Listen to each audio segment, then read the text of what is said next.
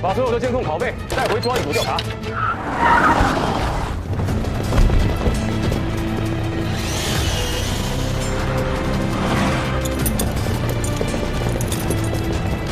别动！出手不逃！别动！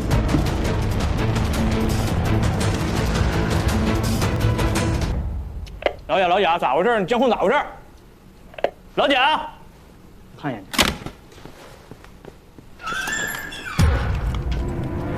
有警察哥！啊！咱们干了！不要！出！我才不了了！你管快走，赶紧！啊！有警察来了！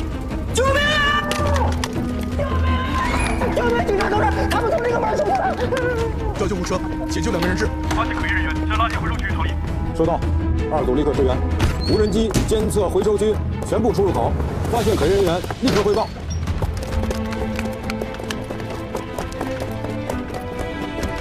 警察，别动！站住！蹲下！站住！别动！别动！走！站住！下来！站住！站住！别动！站住！站住！不走！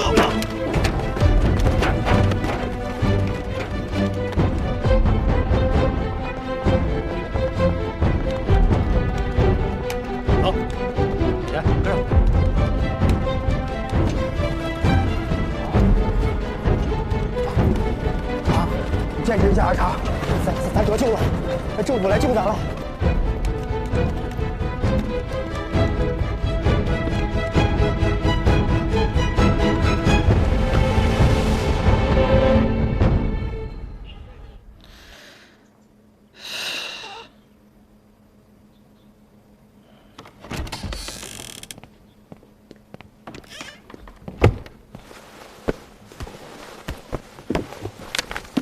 戴东明，你弟弟在隔壁已经全撂了，你还打算扛着吗？不信是吧？这你弟弟招的。你们俩受熊磊指使，杀害雷广发并焚尸，绑架拘禁周彪，暴力殴打邵小燕，并威胁他人作伪证，还有杀害乔振兴，并抛尸永清河。不管你配不配合，交不交代。 这些材料够判你了，你以为熊磊救得了你吗？他跑了，他迟早也会被我们公安机关缉拿归案。没有人逃得了法律的制裁。你现在交代，还算你主动配合认罪。你要是为了这个熊磊还死扛，我就没什么跟你说的了。你考虑考虑。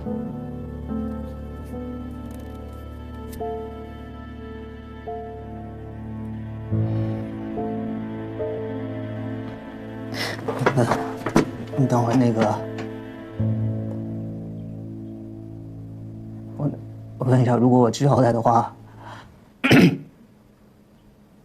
算立功吗？为什么杀害乔振兴？你刚才提到，熊磊，其实他本名叫王大有，10几年前他就在万海的矿上开枪杀过人，当年办他这个案子的检察官就是乔振兴。 后来他在监狱蹲了有1年多，就弄了个保外就医，就出来了。从那以后，他就搞了一个假身份，摇身一变，变成了熊磊。本以为这事儿就这么过去了，直到几个月前，熊磊去程子健的律师事务所，刚好碰见了来办万海案的乔振兴。 哎，等一下，不好意思，怎么了？咱们是不是在哪儿见过？您是？我是东平市检察院的。乔主任，怎么了？没什么，我总觉得这位先生有点面熟。是吗？有缘啊！这是我一客户，熊总。哦，你好。你好。 熊磊也认出他就是当年办枪击案的检察官乔振兴。这个人不能留啊，万一真要是认出来的话，这就是个祸害。他说，就得把他办了。在万海岸开庭当天，我们以万海岸知情者的名义，说手里有关于万海岸的新证据，约他单独到中兴路的金海歌厅见面。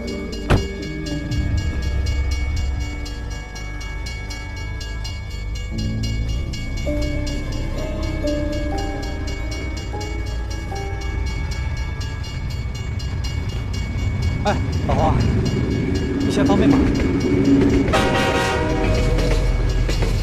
喂，老黄，你在忙吗？老黄，我们看到他在打电话，以为他可能是察觉到了什么，我们就扑了上去。小主任，走一趟吧。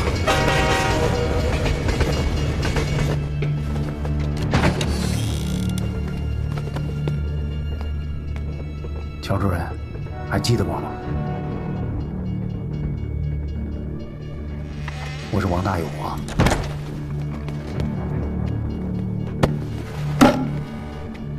乔主任，今天啊，请你来呢，想让你帮个忙，给我录个视频。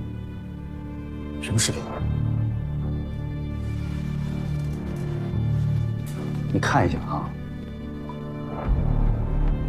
嫂子，你女儿，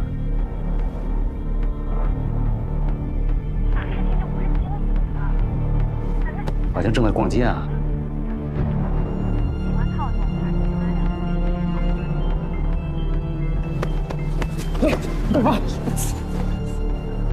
哟，巧了呀，你女儿正在给你打电话呢。你要是录了这个视频，你媳妇跟孩子就能回家了。要是不录这个视频的话，你媳妇儿和孩子就回不了家了。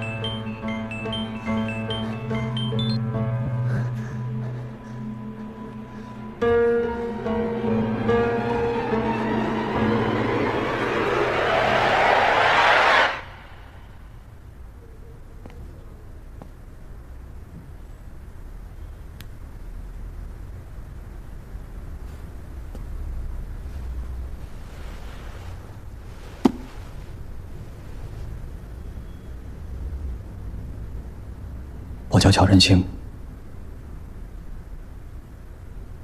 我是东平市检察院的一名检察官。今天是万海岸开庭的第一天，我也活不下去了，因为我是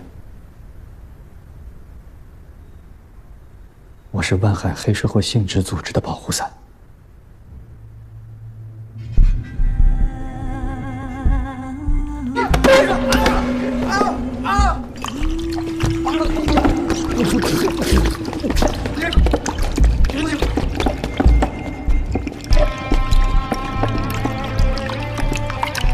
乔主任，谁让咱俩又碰上了呢？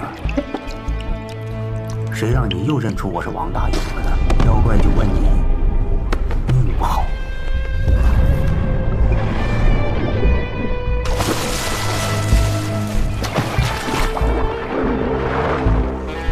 我们接到了一个举报乔振兴在去年的年中收受巨额的贿赂。开发区分局队长从老乔家里搜出了现金。他这么做是在保护你们，小梅，你就认命。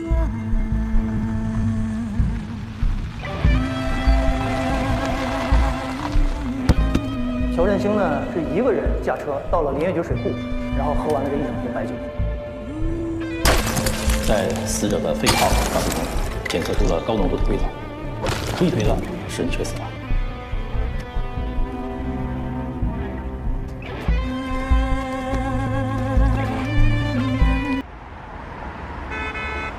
儿子，问你个问题。假如你班上你特别好的几个朋友，偷偷的溜进了老师的办公室，看了你们考卷的题目，当然这事儿你没参与啊，但是呢，给你画了一个范围，告诉了你几道重要的考题，你也因此拿了高分。那事后你知道了，你会告诉老师吗？那肯定高老师啊，这得高老师。那你因为这几道题拿了高分啊？那我又没看那卷子，我又没干别的坏事，那肯定高老师。那你就不怕你那朋友们觉得你是在背叛他们？我这是为了他们好，你和刘主任不就经常这么教育我吗？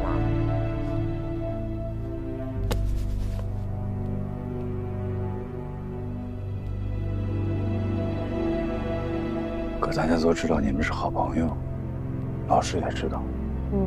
你要是说了，你就不怕老师觉得你们是同伙？那我要不说，老师后来自己知道这事儿，那我不更说不清楚吗？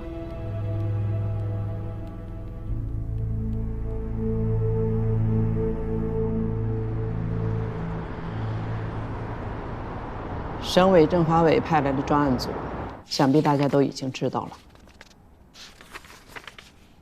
为什么来的，知道吗？就在这个会议室，就是我们这些人3年来，我们开了无数次的会，为了万海案，这才刚判，省里就来人了。先是查出张文静案不成立，接着万海案又出了问题。每次开会问你们啊，都说没问题，那没问题，现在怎么出了这么大的问题？后边会不会还有问题？还有什么问题？那诸位，你们谁能告诉我？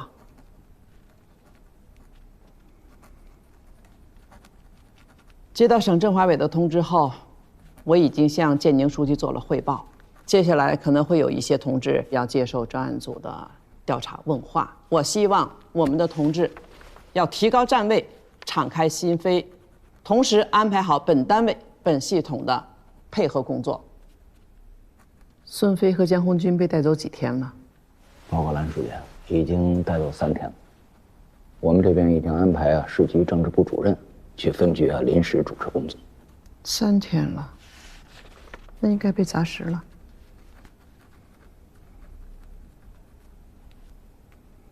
你作为案件侦查机关主要负责人，你本人要亲自阅卷，细细过一遍侦查内卷，把所有的疑难问题梳理出来，我要看。好，要快。我知道，我知道。你们2家也一样啊，院领导要亲自阅卷，找出问题点报给我，咱们要做好内功，争取自己的问题自己查出来，力争主动就是最好的配合。这几天我们都随时通报情况，我的手机24小时开机。最后我再说一句，希望我们的同志少出事儿，希望在座的不出事儿。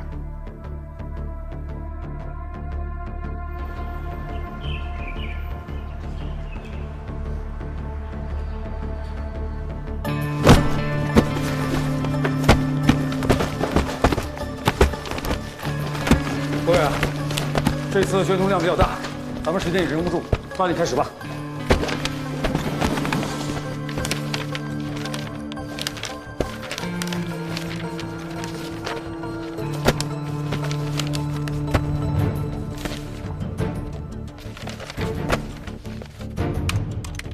根据目前掌握的证据，万海所涉及的2项重要指控——强迫交易罪、故意伤害罪，均已推翻。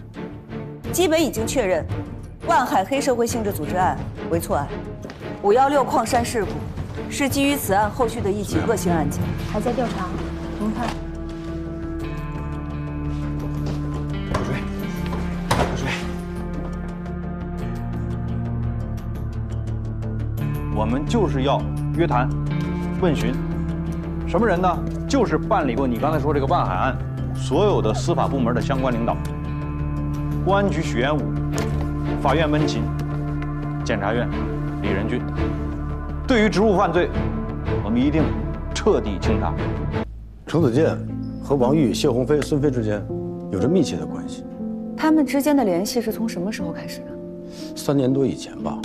谢谢。从他们的通话记录，我们可以看出，程子健找到王玉后，他们的关系和往来就变得密切了。从他们通话的频次和每次通话记录里面的时长来判断，他们似乎在谋划一些事情。我还有一个意外的发现。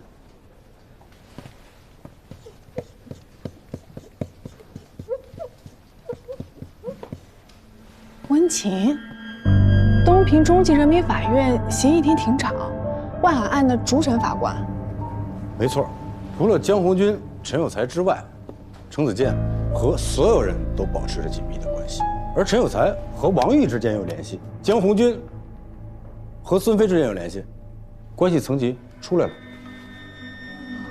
程子健是核心，这其他的人都是万海案的关键人物，而且他还是李仁俊的妹夫。司法掮客。其实程子健的履历并不复杂，研究生毕业以后进了县检察院，5年前离的职，到东平不久就去了天龙集团，在天龙集团任法务总监。很快，天龙集团注资，他就成立了自己的律所。根据财产调查报告来看的话，程子健的个人财产跟天龙集团息息相关，而且他律所所接的案子也几乎都跟天龙集团有关系。他现在还住着天龙集团开发的房子，大都七山。基本清晰了，印证了你和洪亮之前的推测。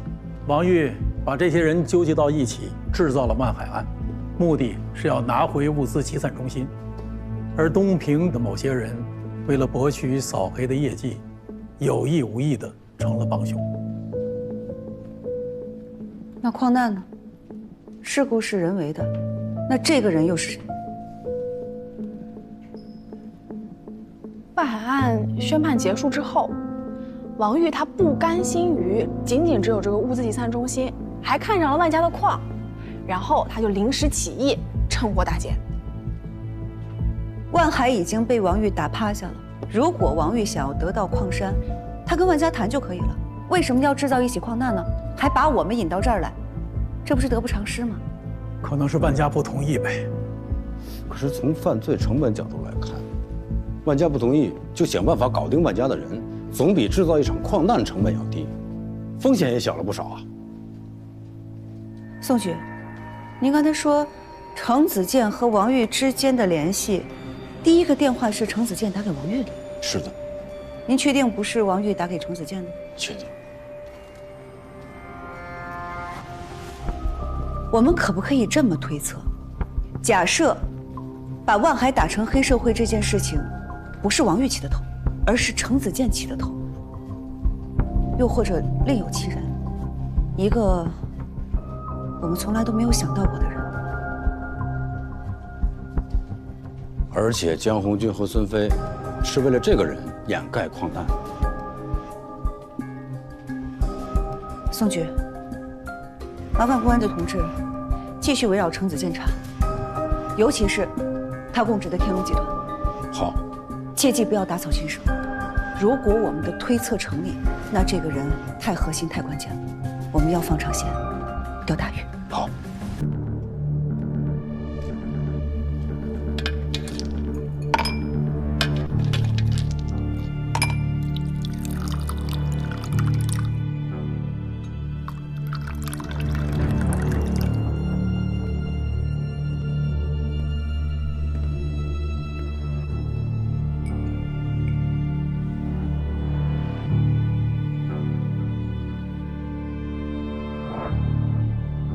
到底在吵啥呢？还是万海案吗？会翻案吗？你说他们到底查哪儿了？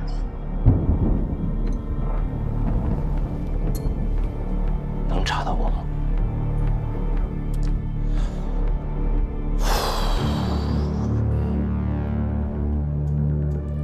万海是王玉搞的，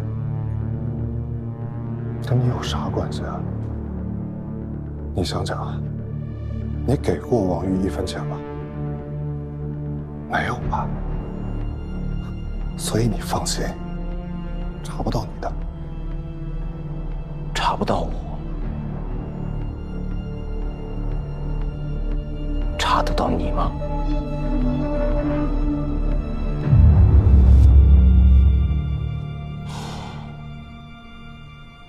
龙哥，你还记得你第一次找我来，跟我聊万海这件事情的时候吗？老板，程律到了。陈总，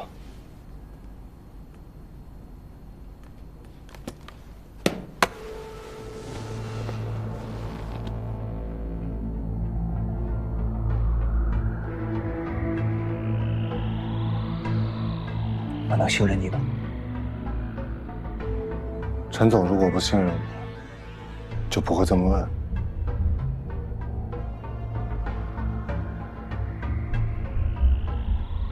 我想把一个人，或者一家公司彻底打垮，你能把握吗？什么人？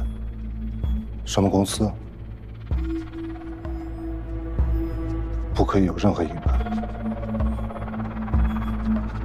规模不比我小啊，甚至比我还大，实力比我还强，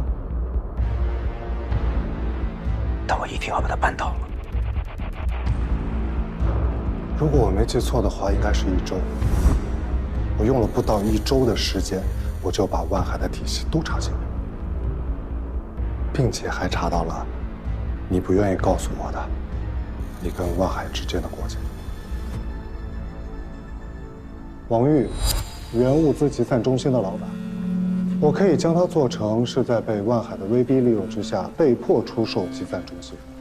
在这个案子中存在着非法拘禁、故意伤害、强迫交易、敲诈勒索，任何一项罪名都可以打败万海，更何况数罪并罚呢？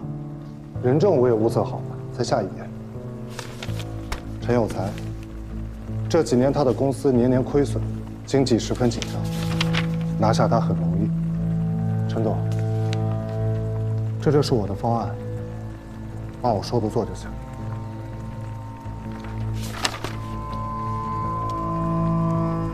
程律师，告诉我，你想要什么？陈总说的是真的吗？程律师，我希望你能诚实的告诉我，你想要什么。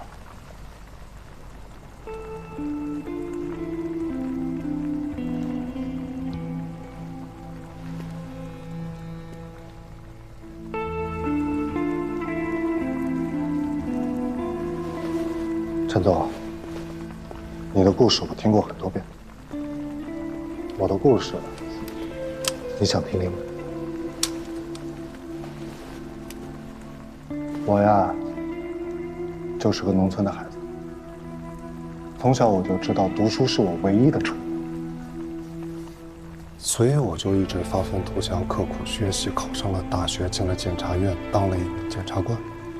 我以为这样我的命运就会改变了，但是我错了。我发现我根本不适合这份工作。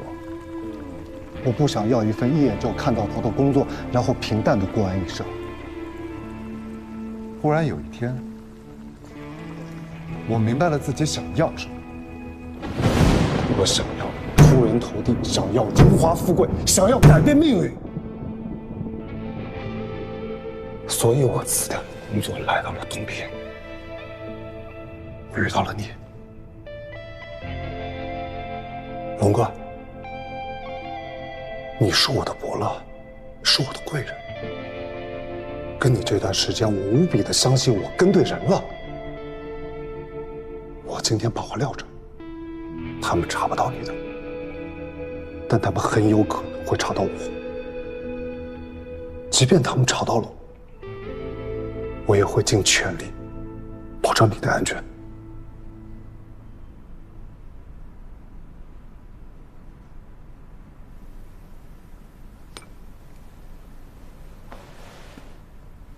子健，回去的那份合同，天龙集团的股权比例随便填。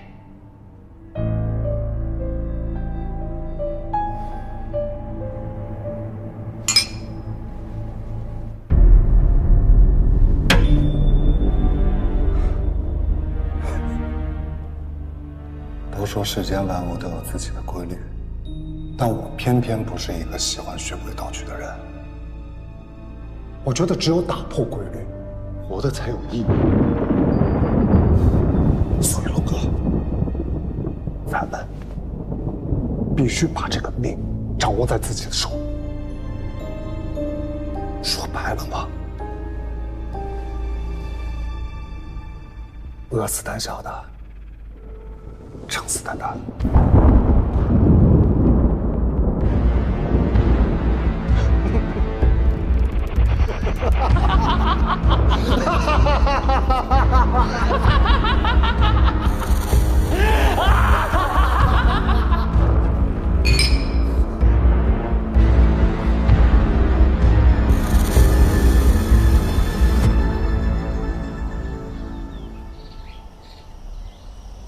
怎么样，摸得差不多了吧？他我用摸吗？一进去，所有口供全拿下。你最近是不是有点膨胀啊？哪来的自信啊？你别到时候你自己进，给大伙来个反面教材，那可丢大人。5分钟，信吗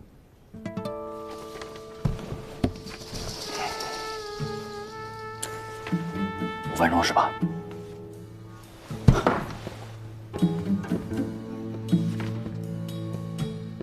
从你进门开始，我给你倒计时。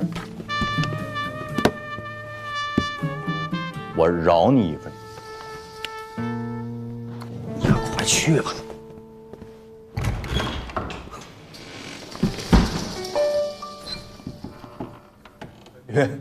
哎呀，洪亮啊，你说你非得为难这个小罗和小张，你干什么呢？你有什么事儿，你不能过来，咱们哥俩好好聊一聊。就因为是咱哥俩，所以我这心里边我多少有点抵触。哎呀，我有点紧张。有什么好紧张的你？这样啊，来，帮那个孙局给打开这个啊。不用，我跟你讲，洪亮啊，咱们都是公职人员，咱们不能违规啊，按规矩来啊。你心意我懂了，不用。谢谢孙局配合。没，你这觉悟好。2位请休息，感谢。哎呀，你这个头发怎么越来白的越多呀？几年不见全白了，你看，哎呦，白的厉害啊！这工作太熬人了。是啊，我记得你结婚的时候，那小伙子是一头的乌发。你还记不记得当时谁给你开的婚车呀？忘了吧？哎呦，我是。哎呦，你都忘？你看你那天你非常紧张，你把领带都系错了，看连裤扣都没拉上。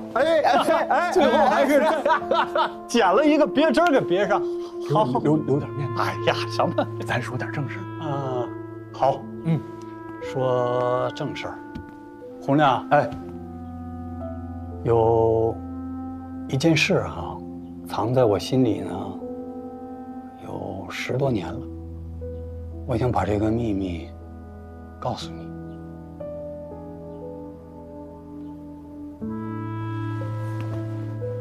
当年，你，然后乔振兴，还有李仁俊，你们3个人刚进检察院的时候，遇到了一件事，你知道吗？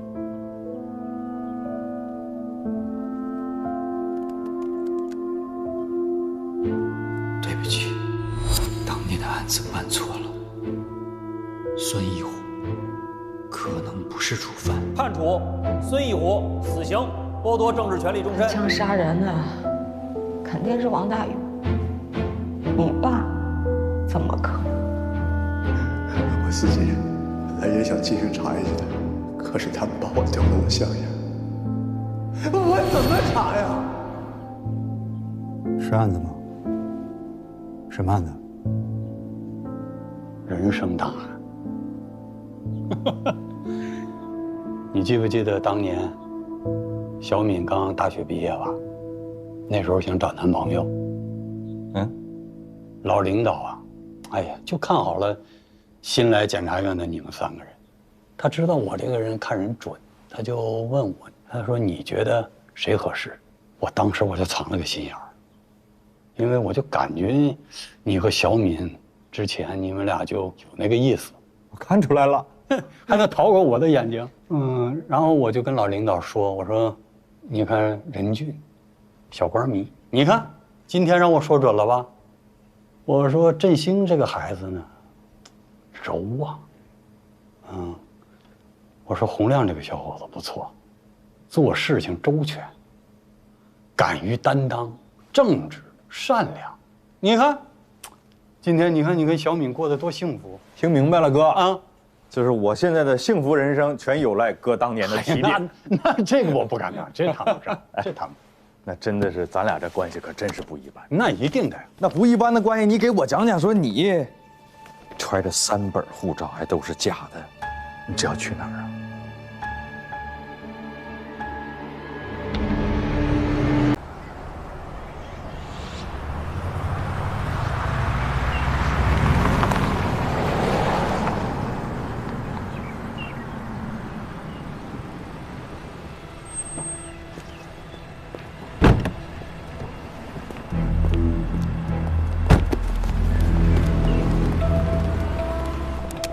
景明同志打电话说要来汇报东平的政法工作，我想还是请张放同志一起听听。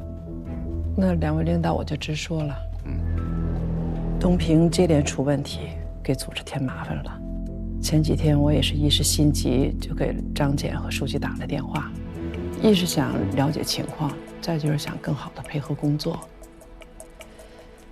确实有些唐突，前几天又出现了突发情况。我这个做下级的实在也是坐不住了，只好直接跑来找2位领导请指示。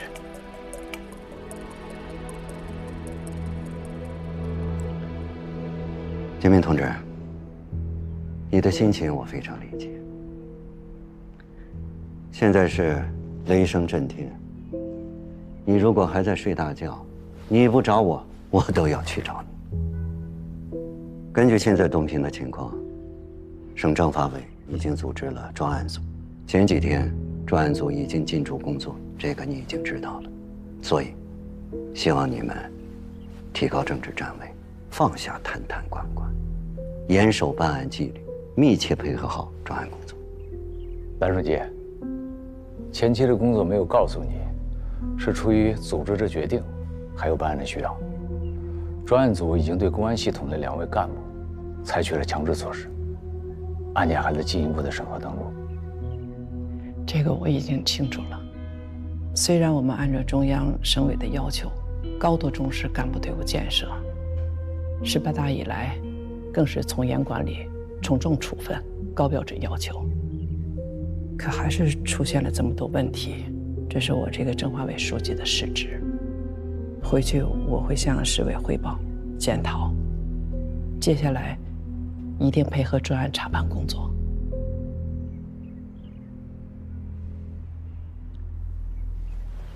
建明同志，你有这样的态度，我很高兴。相信我们这次行动一定能够取得成功。作风问题具有反复性，所以必须按照中央的要求，把纪律挺在前头，常抓不懈，久久为功。我们共同努力。我们顺着程子健这条线，摸到了陈胜龙以及天龙集团的所有信息。目前，天龙集团是东平市首屈一指的大型企业，最近又开始涉足新能源产业，这就和万川矿业产生了联系。怎么说？天龙集团要买下万川矿业，当时管委会的副主任柳运还带着他去考察过，但是没有谈成。啥回事？就在咱们专案组到来之前。矿山事故发生之前。您接着说。15年前，他因为一起交通肇事被判刑，坐了1年的牢。出来以后，他就去了一个叫大成矿业的公司做了业务经理。2年以后，成立了天龙集团。他这2年发家够快了呀，那他这公司就一点异常都没有吗？当时公司成立的时候呢，注册资本是1个亿，可我们调查发现，没有其他公司注入资金，完全是陈胜龙本人100%出的字。没学历，没背景，他白手起家啊。还不止这些，天龙集团在东平一直从事的是房地产开发和城市改造。东平好多的楼盘，有知名度的，全部都是他们开发的。特别值得一提的是大都西山这个项目，目前是东平市最高端的住宅区。大都西山不是你之前去的那个地方？所以我们对大都西山也进行了深入的调查，结果发现东平市不少司法人员在那儿都有房产，包括孙飞、温琴、江红军，还有李仁俊，但落名是他的妻子柳运。这位陈总倒是对东平的领导都很上心啊，这都快给他建成家属院了。现在把焦点放在陈胜龙身上，黄老师，咬死他，有任何情况第一时间通知我。好。二位组长，张检电话。散会吧。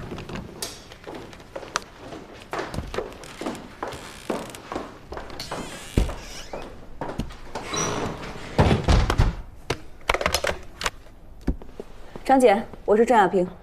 你好，我是洪亮。刚才严书记已经把专案组进驻的事情告知了东平政法委。你们现在已经转入阵地战了，也不用再投鼠忌器，现在应该尽快的撕大口子，快速突进啊！不要给他们以任何喘息的机会，防止他们相互勾结，订立攻守同盟，给我们的办案增加难度，知道吧？请领导放心，我们一定会全力以赴。好。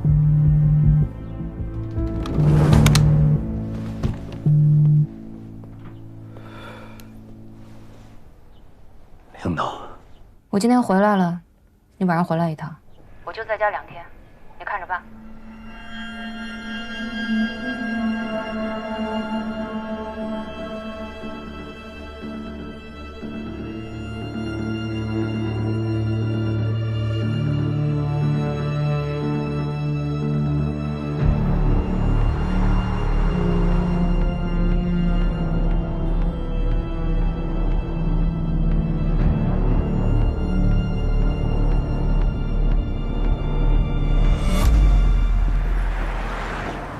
接到通知了，看来这把火是要在东平烧起来，来势汹汹。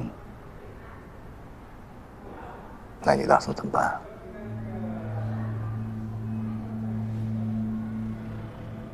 你呢？据我了解，你应该是不会引火上身。孙飞、江红军。这2块料都是我的手下，都抓进去了。什么院11部是干什么的？全员出动，查什么不是一目了然吗？我能脱得了干系？那你怎么还坐这儿这么淡定，感觉置身事外了似的？这话得这么说，孙飞、江红军干的事儿，那是他们自己的事儿。他们这种害群之马，早就应该接受组织调查。那你不得有领导责任吗？我承认我有领导责任，我可以接受任何处分。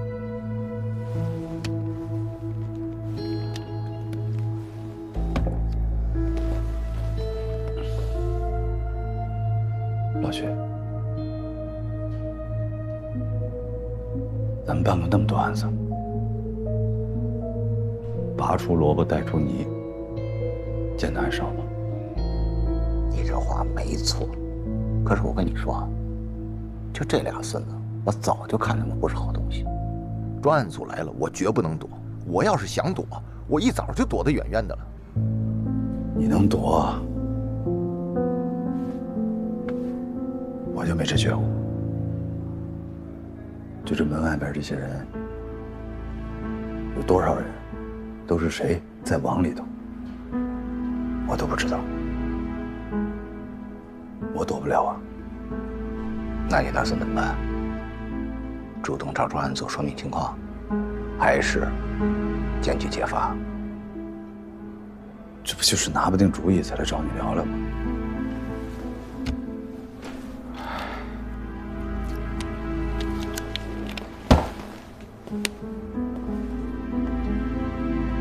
老弟啊，哥哥，我比你年长几岁，毕竟多吃了几碗干饭。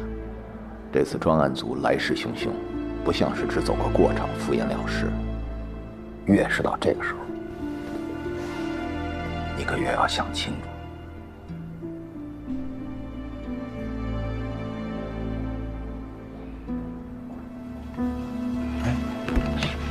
你的意思是，这不只是阵风？东平这些年也刮了不少风，每次风来的时候，不都是天昏地暗啊？所有人都认为要改天换地了，结果呢？第二天早上起来，太阳照常从东边升起，东平还是原来的那个东平。但我这次觉得，东平不能再是原来的东平了，很多问题早应该从根源上解决了。反正我是把这件事情的可能性跟你大概的阐述一下，拿主意的还是你。但哪说哪了啊？我还有个会，我先走了。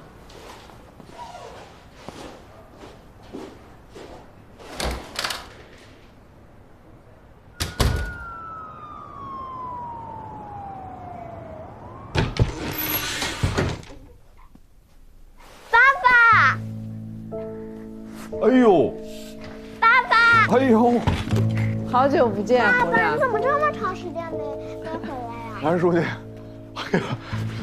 爸，兰姨，那你们俩我去哄豆豆睡觉去。好好，给兰奶奶再见。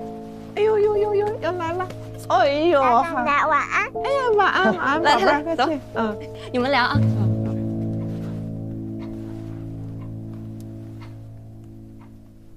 洪亮，哎，哦，书记，我去省政法委办事儿，结束了过来看看老领导。哦，真好。我先跟徐东同志汇报一下，前一段时间我们还是指导组呢，那时候在东平工作，书记呢专门请我们指导组吃了个饭。就我私心认为啊，是因为我在，所以书记才安排这顿饭的。席间，第一句话，书记就向我问候您，很惦记您，非常温暖。老领导是我的恩人，都是应该的。向您学习。行了，你坐吧啊。好。今天我见到严书记了。他跟我讲，让我多配合你们的工作。这我还没回到东平呢，就这么巧在这儿就碰上洪副组长了。那我这私的公的都有了，向你报个到。哎呦，可不敢，可不敢。真是这样，您指示。工作上需要我配合的，你随时吩咐。我们东平的工作，也希望你们不吝指教，多多帮助。谢谢您的指示。你说这领导让我们支持配合，我呢就是希望我们俩先多沟通、多交流情况，彼此呢多体谅，相互支持对方的工作，把双方的这种工作热情都调动起来，才能更好地完成组织交给我们的任务。明白。但是洪亮，跟你说句实话啊，我现在心里没底。我不知道怎么能精准地配合好你们。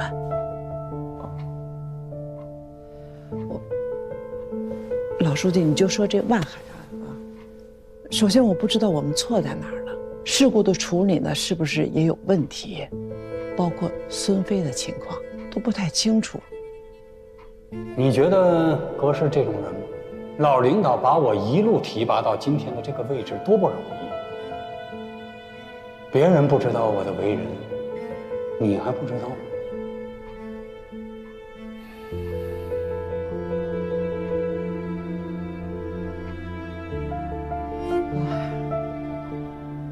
这咱们东平的情况呢，老书记洪亮你也知道，这个资源很单一，又是一个老工业化城市，所以一直面临一个转型的问题。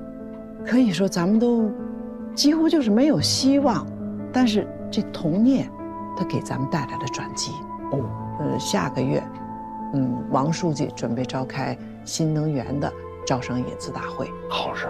是啊，紧锣密鼓这筹备呢吧？哎，电话打进来了，说最近东平丑闻不断，还能不能投资？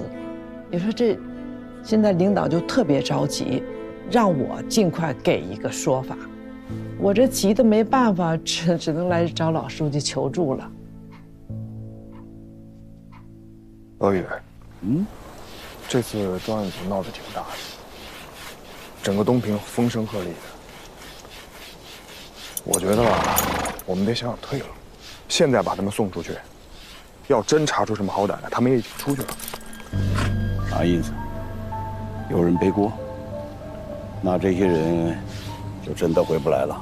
我是说万一，那我们总得想想退路吧。万一要真出事了，我们走不了怎么办啊？你听好了，这些人可都是跟我多少年的，少在这给我指手画脚。我真没跟您指手画脚。那要是他真是被抓了，你确定他不会把你给供出来？啊？哎，我知道你把他们当学生，那他们把你当老师了吗？你是不是忘了之前他怎么跟你叫板的了？他有跟你念旧情吗？老宇，咱真不能妇人之仁，当断则断呐。怎么断？哪个事儿能断？跟谁能了断？少在这给我煽风点火。你知道我跟这些人的关系吗？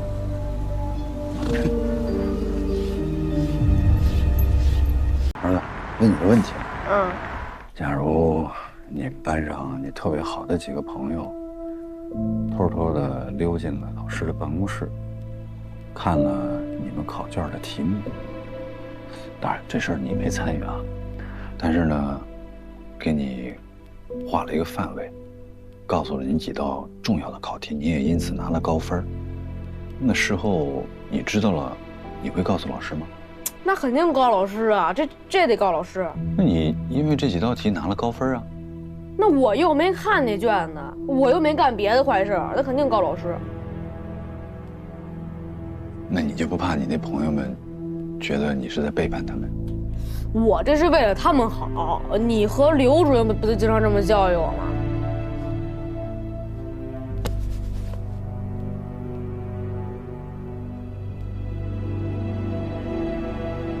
可大家都知道你们是好朋友，老师也知道。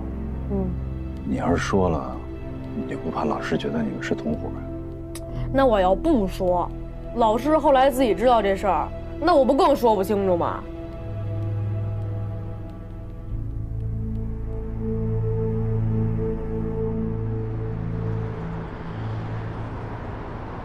省委政法委派来的专案组，想必大家都已经知道了。为什么来的，知道吗？就在这个会议室，就是我们这些人3年来，我们开了无数次的会，为了万海案，这才刚判，省里就来人了。先是查出张文静案不成立，接着万海案又出了问题。每次开会问你们啊，都说没问题，那没问题，现在怎么出了这么大的问题？后边会不会还有问题？还有什么问题？那诸位，你们谁能告诉我？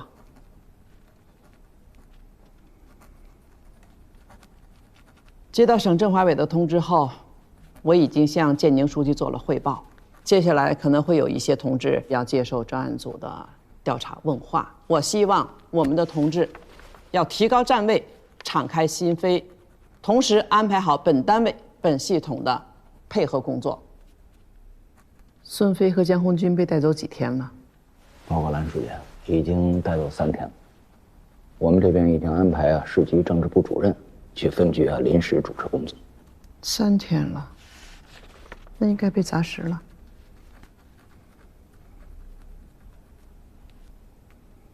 你作为案件侦查机关主要负责人，你本人要亲自阅卷，细细过一遍侦查内卷，把所有的疑难问题梳理出来，我要看。好，要快。我知道。你们2家也一样啊，院领导要亲自阅卷，找出问题点报给我，咱们要做好内功，争取自己的问题自己查出来，力争主动就是最好的配合。这几天我们都随时通报情况。我的手机24小时开机。最后我再说一句，希望我们的同志少出事儿，希望在座的不出事儿。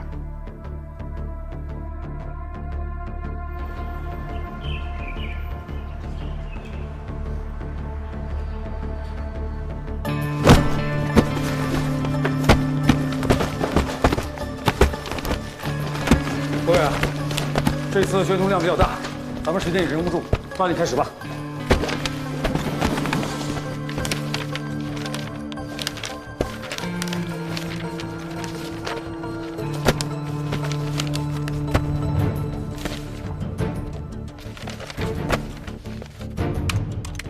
根据目前掌握的证据，万海所涉及的2项重要指控——强迫交易罪、故意伤害罪，均已推翻。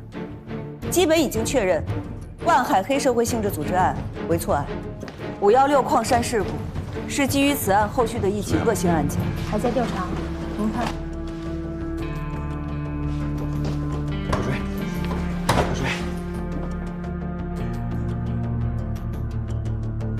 我们就是要约谈、问询，什么人呢？就是办理过你刚才说这个万海案所有的司法部门的相关领导。公安局许元武，法院温琴，检察院李仁俊。对于职务犯罪，我们一定彻底清查。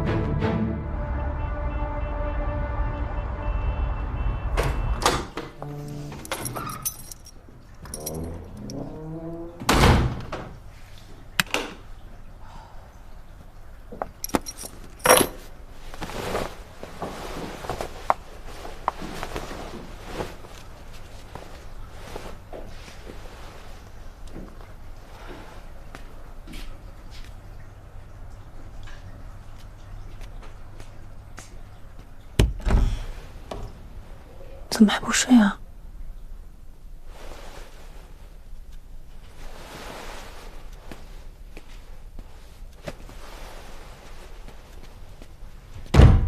我今天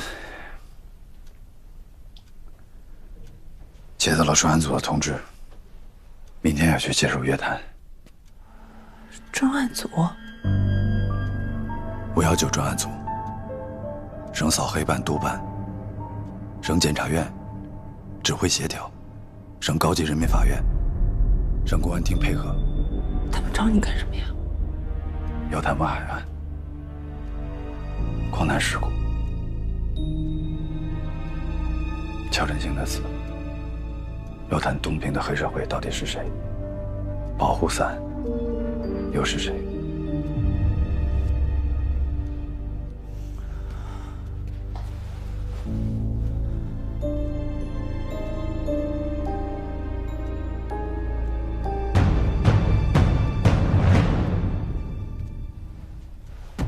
老婆，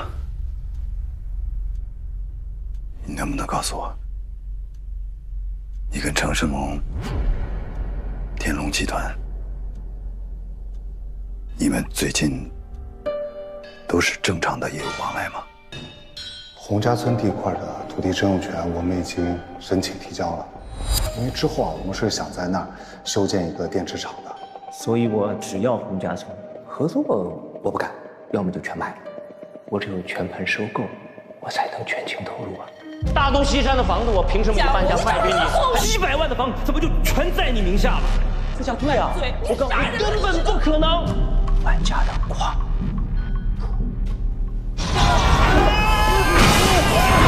这算是我给你们送份大礼。你们现在在政商合作，你拿了这套房子就会授人以柄，甚至有可能会职务犯罪。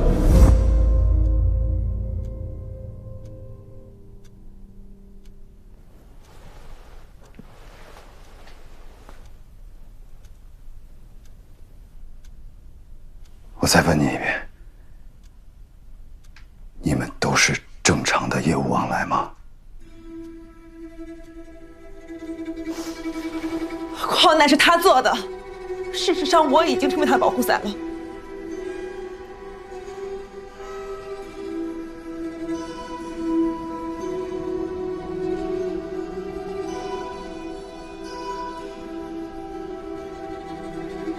那个龙哥不是想要进军新能源领域吗？就凭着子健和嫂子这层关系，帮他省了多少事儿？嫂子把他和万川矿业这么一连线，龙哥新能源的第一步就算走稳了。陈总，也算是我的亲人，子健就是我的亲弟弟。再说了，这房子也不是我们买的，是龙哥送给我们的员工福利。这就是一个降价处理的尾盘，谁买都是这个价格。现在是哪家公司在聊？天龙集团。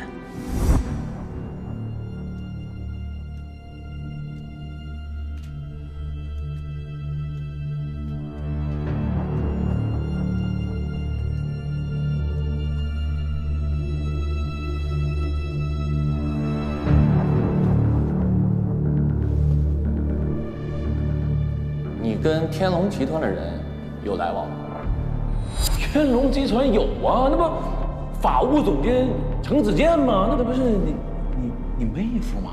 关键几个节点上只有人证没有物证啊！万海案，证据链闭合没有问题，依然可以起诉。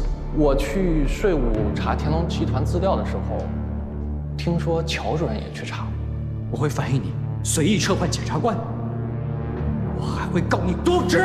我老婆刘韵是开发区副主任，帮助陈胜龙收购万川矿业，万海案又是我主抓的，我像不像是天龙集团的保护伞？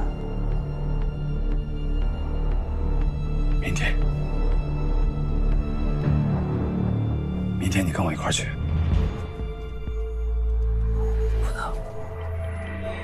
我不能去，我说不清楚啊，任俊，你可千万不能说呀！我在努力想办法跟他们撇清关系，我在努力想办法去弥补。你相信我，你给我点时间。任俊，只要一查我这辈子我就完了。这个家怎么办？孩子怎么办呀？琪琪还小，这个家不能散呀！任俊，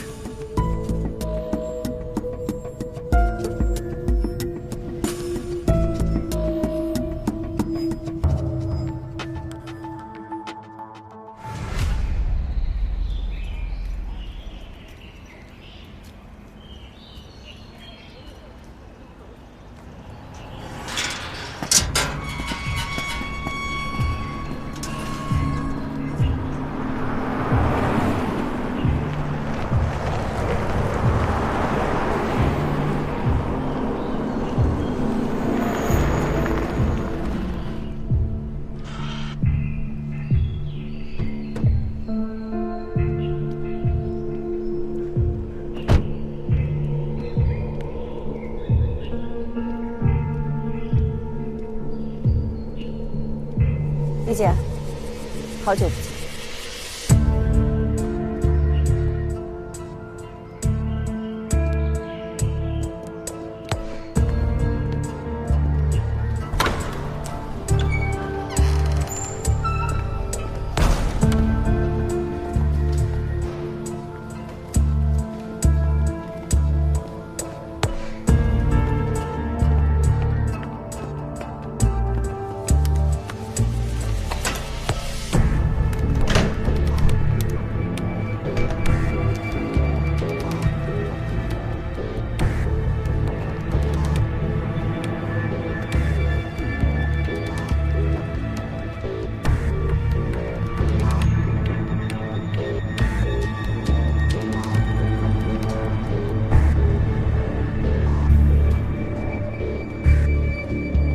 李姐您好，我们是519专案组，今天请您来是想对万海黑社会性质组织案向您了解核实一些情况，此次谈话严格保密，请您配合。李姐，你怎么看待万海案？你觉得这个案子有没有问题啊？我觉得没问题，否则我们也不会起诉。在乔振兴担任主办检察官期间，曾经2次退回公安机关补充侦查，你接手办理，有对他提出过的问题积极核实吗？在他办案期间，我们曾经多次讨论过。我觉得是他的办案思路有问题。所以你撤换了他。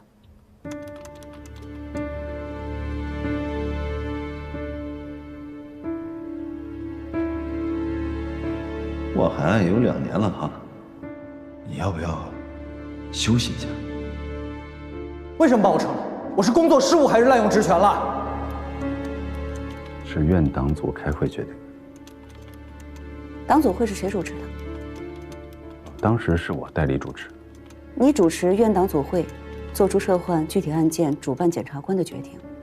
你认为这个做法是否干扰了主办检察官办案，阻碍了案件的正常进行？院党组是一级组织，对院里的工作拥有最终决定权。好，在张文京被证明清白之后，你仍然对万海案深信不疑吗？张文京案有问题，不代表万海案就有问题。一个检察官把张文京案办错了，那他办的万海案难道就没有问题吗？那一个苹果坏了，我还能把1筐苹果都扔了？那你认为剩下的苹果就不会被污染吗？这是你的想法，我不这么想。像你刚才说的，思路问题。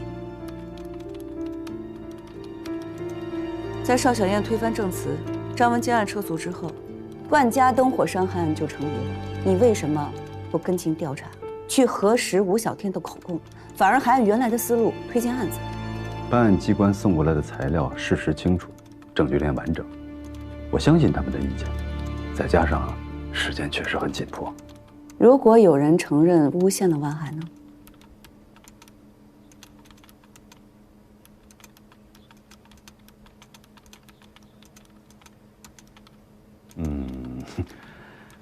那就是吴小天翻供了呗。对，吴小天确实翻供。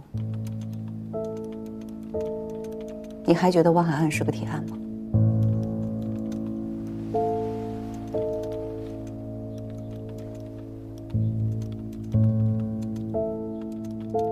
郑主任，在当时他没有翻供，我只能按照当时的。我说的是现在。我刚刚已经说了，吴小天翻供了，你现在还觉得万海案是铁案吗？